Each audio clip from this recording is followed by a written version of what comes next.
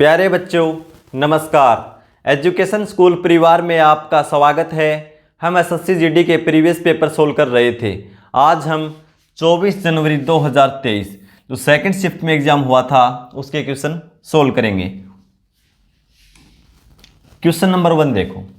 उमेश और रमेश एक कार्य को क्रमशः 28 और 21 दिनों में पूरा कर सकते हैं।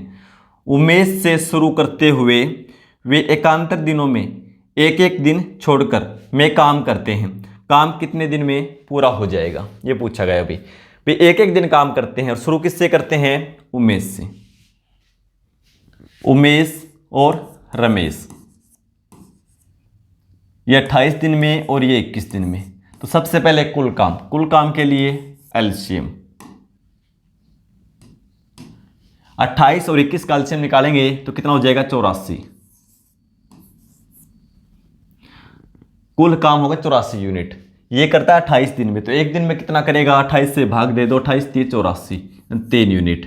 और रमेश 21 से भाग देंगे तो 4 बार में 4 यूनिट। अब दोनों एक एक दिन छोड़कर कार्य करते हैं। पहले उमेश शुरू करता है काम को, तो देखो टाइम एक दिन उमेश करेगा फिर रमेश करेगा। समय कितना हो जाएगा? 2 दिन। और 2 दिन में वर्क कितना होगा कार्य? भाई उमेश 3 यूनिट कर देगा, रमेश 4। 3 और 4 जोड़ेंगे तो 7 यूनिट। दोनों मिलकर भाई 2 दिन काम हो गया। पहले दिन किसने किया? उमेश ने। दूसरे दिन रमेश ने। समय हो गया 2 दिन। काम 3 और 4 7 यूनिट कर दिया। हमें काम करना 84 यूनिट, तो यहाँ तक लेकर जाना है। तो किस संख्या से गुणा करें जो इसके आसपास पहुँच जाए? देखो 12 से गुणा कर दें, ठीक है। तो 12 गुणा 7 कितना होता है? 84। तो समय भी 12 गुणा हो जाएगा, तो कितना लगा? 24 दिन। 84 यूनिट करना हमें, 84 कंप्लीट हो गया। कितना समय लगा? 24 दिन। ऑप्शन बी हो जाएगा। Question number 2। मोना ने 1500 रुपये प्रत्येक में 2 हैंडबैग खरीदे। उसने इन बैगों को बेच दिया। एक बैग पर 8% का लाभ और दूसरे बैग पर 4% की हानि हुई। पूरे लेन देन में उसका लाभ या हानि प्रतिशत ज्ञात कीजिए। बहुत अच्छा क्वेश्चन है भाई। इसको हम शॉर्ट ट्रिक से करेंगे, इससे कोई लेना देना नहीं है मूल्य से हमें, ठीक है। कल भी ऐसा क्वेश्चन आया था एक पिछले वीडियो में, जब उसमें क्या था? एसपी सेम था। जब एसपी सेम हो तो हमेशा क्या होता है भाई? एक्स के क्या बताया था उसमें दोनों सेम थे, लाभ भी सेम था और हानि भी। यानी एक्स लाभ है और एक्स ही हानि है, तो उसमें हमेशा एक्स स्क्वायर बटा 100% की हानि होती है। लेकिन जब सीपी सेम हो और x% लाभ हो और x% हानि हो तो क्या होता है? नया लाभ होता है और नया हानि। लेकिन दोनों वैल्यू अलग अलग हों, लाभ अलग है और हानि अलग है, फिर कैसे करते हैं? तो क्या करेंगे? लाभ में से हानि प्रतिशत घटा दो, लाभ प्रतिशत में से हानि प्रतिशत घटा दो और 2 से भाग कर दो। क्या बताया मैंने? लाभ प्रतिशत में, लाभ प्रतिशत कितना है? 8%, ठीक है। में से हानि प्रतिशत घटा दो, कितनी है? 4%। बाद में लगा लेना, कोई दिक्कत नहीं है। 8 - 4 और 2 से भाग कर दो। 8 में 4 जाएगा तो 4 और 4 को 2 से भाग करेंगे 2%। अब लगा दो। अब देखो 2 प्लस में आया है तो क्या होगा? पूरे लेन देन पे लाभ होगा। यदि माइनस में आ जाए तो हानि होगा। इतना ही क्वेश्चन है, ठीक है। लाभ में से हानि घटाना, ध्यान इस बात का रखना, कभी हानि ज़्यादा हो, मान लो भी 4 लाभ होता और 8 हानि होती, तो 4 में से 8 घटाएंगे तो बटा में 2 ऐसे करते फिर, ठीक है। 4 में से 8 घटाएंगे क्या बचेगा? -4 बटा 2, तो क्या था? -2% लिख देते। माइनस क्या दर्शाता है? हानि को। प्लस में है तो लाभ और माइनस में तो हानि। तो इसमें लाभ कितना था? 8, हानि 4, तो हमारा आंसर क्या हो जाएगा? 2% लाभ होगा पूरे लेन देन पे। क्वेश्चन नंबर 3 देखो। 65,000 रुपये की धनराशि पर 3 वर्ष में 21,515 रुपये का चक्रवृद्धि ब्याज प्राप्त होता है। राशि पर वार्षिक रूप से चक्रवृद्धि होने वाली ब्याज दर ज्ञात करें। इस समय बता रखा है 3 वर्ष। मूलधन यानी प्रिंसिपल भी हमारे पास है। ये क्या है? CI यानी चक्रवृद्धि ब्याज। हमें निकालना रेट, तो देखो कैसे निकालेंगे। मूलधन कितना है 65,000 रुपये। मूलधन में हम जोड़ दें CI यानी चक्रवृद्धि ब्याज, तो क्या हो जाएगा मिश्र धन, चक्रवृद्धि मिश्र धन कितना हो जाएगा 21,000 जोड़ देंगे, जिसमें 65 और 21 जोड़ेंगे तो 86,515, यानी 65,000 रुपये की धनराशि 3 वर्ष में कितनी हो जाएगी, दोनों को जोड़ दो, 65 और 21 जोड़ेंगे तो 86,515, 86,515। अब देखो समय कितना है 3 वर्ष, 3 वर्ष समय है तो इसका क्या करो घनमूल निकाल दो, ठीक है, क्यूब रूट। समय 2 वर्ष है तो इसका क्या निकालेंगे वर्गमूल यानी स्क्वायर रूट, ठीक है। 4 हो तो चौथा मूल निकाल दो। ऐसा क्यों करते हैं भाई, ऐसा हम जब समय की पावर भी तो करते हैं ना, तो वापस जाना हमें इसका घनमूल निकाल देंगे, ठीक है। पहले कैंसिल होता तो कैंसिल कर दो, तो 5 से कैंसिल हो जाएगा,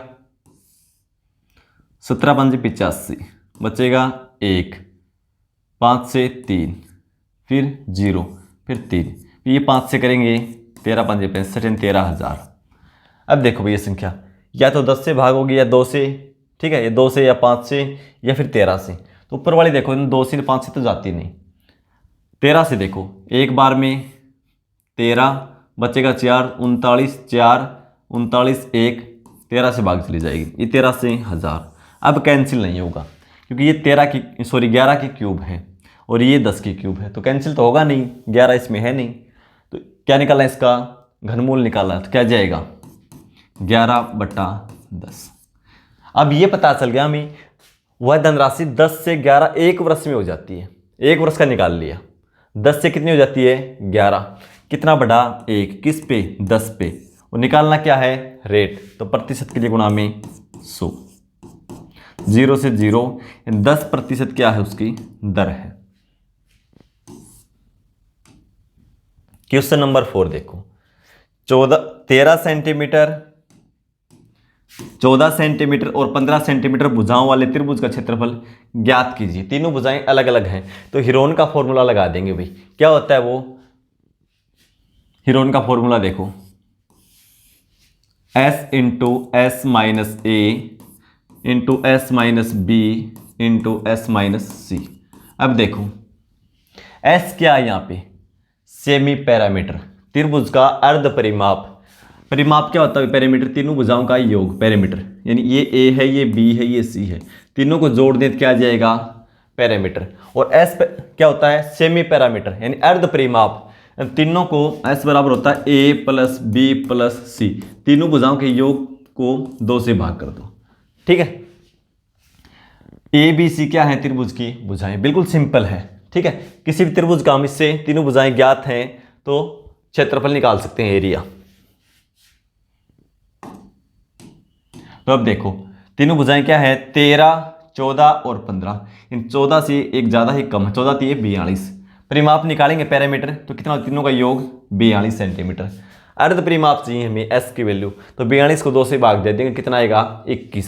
तो S की वैल्यू पता चल गई हमें 21 इंटू 21 में से A घटा दो, A कितनी है 13, 21 में से 13 घटाएंगे तो 8, फिर 21 में से B घटाएंगे 14 घटाएंगे तो 7, फिर 21 में से C घटाएंगे 15 यानी 6, और इसका वर्गमूल निकाल दो। इसमें क्या हुई 7 गुणा 3, ये क्या है 2 की पावर 3, ये 7 है सिंगल, और ये 2 गुणा 3। अब देखो 7 गुणा 3 यहाँ है, 7 ये है, 7 गुणा 3 ये है, ठीक है। तो 7 गुणा 3 कितना हो जाएगा 21, भाई 21 ये है और 7 गुणा 3 21 ये है, तो 21 बार आ जाएगा इंटू, और बार क्या आएगा 2 की पावर 3 और 2 की पावर 1 ये है, 2 की पावर 4, तो 2 की पावर 2 बार आ जाएगी 4, तो 21 गुणा 4 84 वर्ग सेंटीमीटर, ठीक है। ऑप्शन बी हो जाएगा। तो इतना ही है, ये ध्यान रखो आप, ये फॉर्मूला पता होना चाहिए आपको। S सेमी पैरामीटर यानी अर्ध परिमाप, ABC त्रिभुज की भुजाएं हैं। क्वेश्चन नंबर 5, एक ट्रेन की लंबाई 150 मीटर है, समान दिशा में 2 किलोमीटर प्रति घंटा की चाल से चलते हुए एक व्यक्ति को यह 3 सेकंड में पार कर जाती है, ट्रेन की चाल निर्धारित कीजिए। भी देखो कोई ट्रेन है, ये ट्रेन है और ये इस दिशा में जा रही मान लिया हमने, और इसी दिशा में कोई व्यक्ति है 2 किलोमीटर प्रति घंटा की चाल से चल रहा है, ये व्यक्ति है, ठीक है, और ये इसी दिशा में चल रहा है 2 किलोमीटर प्रति घंटा की चाल से। इस व्यक्ति को पार करने में कितना समय लगता है? 3 सेकंड का।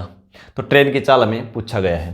तो देखो भाई, मान लो आप एक बात, व्यक्ति यहाँ पे खड़ा रहता इसी जगह, तो ट्रेन जो पार करने में समय लेगी, और एक व्यक्ति चल रहा है इसी दिशा में, इसको पार करने में समय लेगी, तो दोनों समय में अंतर होगा, कुछ भी अंतर हो, क्योंकि एक तो उसको यहाँ तक दूरी तय करनी पड़ती, एक व्यक्ति जब तक ट्रेन इसको पार करेगी तो व्यक्ति कुछ यहाँ तक चलेगा मान लो, तो समय ज़्यादा लगेगा।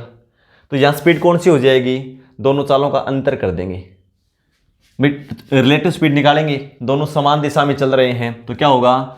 दूरी बटा रिलेटिव स्पीड हो जाता है, ठीक है। लेकिन चाल तो हमें निकालना है, समय है हमारे पास, तो दूरी बटा समय कर देंगे, जो चाल आएगी वो रिलेटिव स्पीड आएगी, रिलेटिव स्पीड, ठीक है।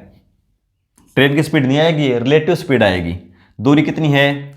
150 मीटर लंबाई ट्रेन की, तो 150, समय कितना है? दूरी बटा समय कर देंगे, ये क्या आ गई? चाल आएगी। कौन सी? Relative speed. और रिलेटिव स्पीड क्या होगी? दोनों की दिशा सेम है, दोनों चालों का अंतर होगा, यानी ट्रेन की चाल में से व्यक्ति की चाल घट के फिर ये आंसर आएगा हमारा, ठीक है। लेकिन अब जो भी चाल आएगी मीटर पर सेकंड में आएगी, क्योंकि ये मीटर में है, समय सेकंड में है। इसको किलोमीटर पर आवर में बदल लो, तो गुणा में 18/5, ठीक है, क्योंकि 1 घंटे में 3600 सेकंड होती हैं और 1 किलोमीटर में 1000 मीटर होते हैं। जब इसको कैंसिल करते तो 18/5 बचता है, ठीक है। 3 से 6 और 5 से 30, 30 गुणा 6, 180 किलोमीटर पर आवर। ये क्या है? ये रिलेटिव स्पीड है। रिलेटिव स्पीड क्या होगी? ट्रेन की चाल माइनस व्यक्ति की चाल, घटने के बाद 180 किलोमीटर प्रति घंटा है, लेकिन पूछा गया ट्रेन की चाल, तो ट्रेन की चाल क्या हो जाएगी? 180 में 2 किलोमीटर भी जुड़ जाएगा, क्योंकि घटने के बाद आया ही, ठीक है। तो ट्रेन की चाल है 182 kilometre per hour, option B हो जाएगा। क्वेश्चन नंबर 6, अब्दुल का वेतन 1,50,000 रुपये प्रति माह है। वह अपने वेतन का 10% स्कूल की फीस का भुगतान करने पर खर्च करता है। जुलाई के महीने में उसके वेतन में 3% की वृद्धि हुई, लेकिन उसी महीने स्कूल की फीस में 5% की वृद्धि हुई। यदि अन्य वे पूर्वतः रहे, जो और खर्चे थे फीस के अलावा वो सेम रहे, तो जुलाई के महीने में उसकी बचत में शुद्ध परिवर्तन क्या होगा? भाई जो बचत होती थी वो कम होगी या ज़्यादा होगी, ये पूछा गया है। उसका वेतन था भाई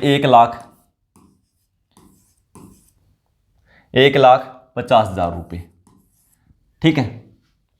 अब देखो स्कूल की फीस कितनी? उसका 10%, तो इसका 10% निकाल दो, इसका 10% निकालेंगे तो 1 0 हटा दो, यानी फीस है उसकी 15,000 रुपये, ठीक है। अब क्या होता है? वेतन 3% बढ़ जाता है, वेतन 3% बढ़ा देंगे, इसका 3% प्लस कर दो, 3% निकालेंगे तो 2 0 हटा दो, क्योंकि 3/100 होगा ना, तो 1,500 को 3 से गुणा करेंगे तो 4,500, 4,500 इसकी बढ़ जाएगी इनकम, तो कितना हो जाएगा? 1,54,500, तो 4,500 ही तो बढ़ा है। और फीस देखो, फीस कितनी बढ़ जाती है? 5%, इसका प्लस 5% कर दो, 5% निकालेंगे 2 0 हटा दो, 15 गुणा 5 75, 750 रुपये बढ़ जाएगी, तो फीस अब हो जाएगी 15,750। तो ये पूछा कि अन्य खर्च है ना वो सेम रहेंगी, तो देखो भाई फीस देने के बाद उसके पास कितने रुपये बचते हैं वो चेक कर लेंगे हम। पहले कितने बचते थे ये अंतर कर दो दोनों का इनका, ठीक है, यानी 1,35,000 रुपये बचा पाता था वो, ठीक है। फीस देने के बाद भाई अन्य खर्च इसमें शामिल हैं, ठीक है, फीस देने के बाद उसके पास ये पैसा बचता था, लेकिन अब कितना बचता है देखो भाई, इसमें से घटा दो 0, 5, 14 में 7 जाएगा 7, 13 में से 5 जाएगा 8, 4 में से 1 जाएगा 3, और यहाँ पे 1, अंतर करो इसका, 0, 5, 7, 3। भाई पहले बचत ये थी उसकी फीस देने के बाद, अब ये है, तो इसका मतलब ज़्यादा बचते हैं। अब कितना, 3,750 रुपये की वृद्धि उसकी बचत में, 3,750 रुपये की वृद्धि हुई, ऑप्शन डी हो जाएगा। क्वेश्चन नंबर 7, 3 से 6/7 भाग में 5 से 1/7 गुणा में 3 से 1/2 भाग में 5 से 1/4 का मान ज्ञात कीजिए। तो पहले इसको साधारण भिन्न में बदलेंगे, 7 गुणा 3 21 और 6 27/7, 27/7 भाग में 7 गुणा 5 35 और 1 36/7। तो देखो 36/7 है, भाग का साइन है, साइन पलट जाएगा गुणा में, और संख्या देखो क्या थी, 36/7, तो 7/36 लिख देंगे पहले ही, फिर गुणा में 3 से 1/2 यानी 7/2 हो जाएगा, फिर भाग का साइन है, साइन पलट दो, गुणा में संख्या भी पलट देंगे, 4 गुणा 5 20 और 1 21/4 है, तो उसको हम 4/21 लिख देंगे। अब देखो 7 से 7 कैंसिल कर दो, 9 से 3, 9 से 4, 4 से 4 को कैंसिल कर दो, 7 गुणा 3 कितना हो जाएगा 21, 21 से 21 को कैंसिल कर दो, ऊपर क्या बचा है 1 और नीचे 2, तो आंसर हमारा क्या होगा 1/2, ऑप्शन बी हो जाएगा। क्वेश्चन नंबर 8, उस अर्धगोले का आयतन ज्ञात कीजिए जिसकी त्रिज्या 5.5 सेंटीमीटर है। भाई 2 दशमलव अंक तक बताना है, ठीक है। तो देखो कैसे सोल्व करेंगे। अर्धगोले का आयतन क्या होता है, 2/3 पाई आर क्यूब, 2/3 पाई का मान 22/7 लेंगे और आर की क्यूब कर देंगे, आर यानी रेडियस, त्रिज्या कितनी है 5.5 सेंटीमीटर, दशमलव हटाएंगे तो 55/10 और इसकी पावर 3 करनी है, 3 बार लिखो इसको हम हल कर देंगे तो हमारा आंसर आ जाएगा। अब कैंसिल होता तो कैंसिल कर दो भाई, कैंसिल 5 से होगा 11/2, 11/2, 11/2, 2 से 2 को हटा दो, 2 से 11 बार में, ठीक है। अब ऊपर क्या बच गया 11 की पावर 4 और नीचे 7 गुणा 3 21, 21 गुणा 2 42, ठीक है। ये नहीं हो जाएगा 121, 11 स्क्वायर और 121, फिर दोबारा लिख दो और बटा में कितना है 42। अब देखो ऑप्शन पे जाएंगे, ऑप्शन नज़दीक नहीं है, 34, ये 348, ये 3486 और ये 34,860, नज़दीक नहीं है, तो ज़्यादा हमें बिल्कुल एक्यूरेट निकालने की ज़रूरत है नहीं इसमें। कैसे हल कर देंगे इसको, देखो भाई 42 को 3 से गुणा करेंगे, कितना आएगा 126, कितना आएगा 126, यानी 3 के आसपास है ये, 3 के आसपास है ये, 3 से थोड़ा कम आएगा लेकिन 3 के पास में ही है, तो 3 मान के चलेंगे एक बार, 3 से गुणा करो इसको, 3 3 दूनी 6, 3 एकम 3, यानी 363 के आसपास हमारा आंसर आएगा, इससे कम आएगा, ज़्यादा नहीं, इससे कुछ कम आएगा 363 से। तो देखो 363 के आसपास कौन सा है 348, क्योंकि ये ज़्यादा कम है, ये बहुत ज़्यादा है दोनों, तो हमारा आंसर क्या हो जाएगा सी। क्वेश्चन नंबर 9 देखो, प्रसाद अकेले कार्य को 144 दिनों में पूरा कर सकता है, 16 दिनों में उसी कार्य को पूरा करने के लिए प्रसाद जैसी ही दक्षता वाले कितने लोगों की आवश्यकता थी। तो सिंपल क्वेश्चन है भाई, जो फॉर्मूला हम लगाते हैं M1D1H1 बराबर M2D2H2, बिल्कुल सिंपल क्वेश्चन है।